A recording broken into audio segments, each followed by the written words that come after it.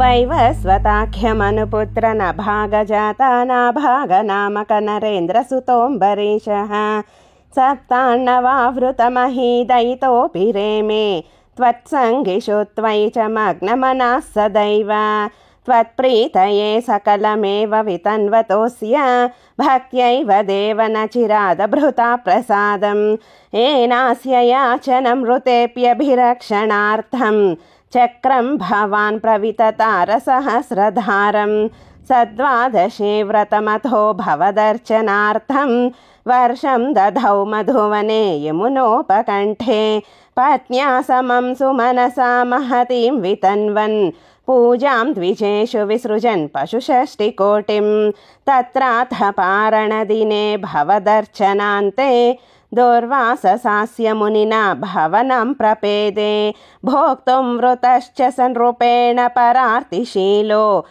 मन्दं जगाम यमुनां नियमान् विधास्यन् राज्ञाथ पारणमुहूर्तसमाप्तिखेदात् वारैव पारणमकारि भवत्परेण प्राप्तो मुनिस्तदथ दिव्यदृशा विजानन् क्षिप्यन् क्रुधोद्धृतजटो विततान कृत्यां च ताम् असिधरां भुवनं दहन्तीम् अग्रेऽभिवीक्ष्य नृपतिर्नपदाच्च कम्पे त्वद्भक्तबाधमभिवीक्ष्य सुदर्शनं ते कृत्यानलं शलभयन्मुनिमन्वधावीत् धावन्नशेषभुवनेषु भियास पश्यन् विश्वत्र चक्रमपि ते गतवान् विरिञ्चम् कालचक्रमतिलङ्घ्यतीत्यपास्तः शर्वं ययौ स च भवन्तमवन्धतैव भूयो भवन्निलयमेत्य मुनिं नमन्तं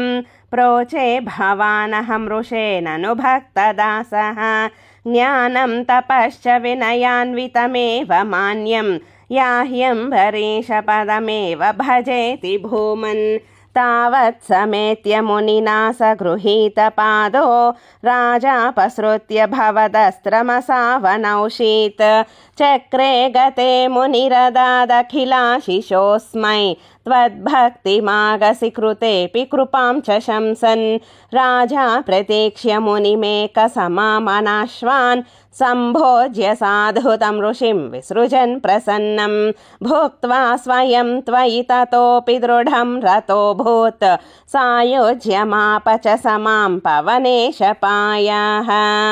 श्रीकृष्णाय परब्रह्मणे नमः।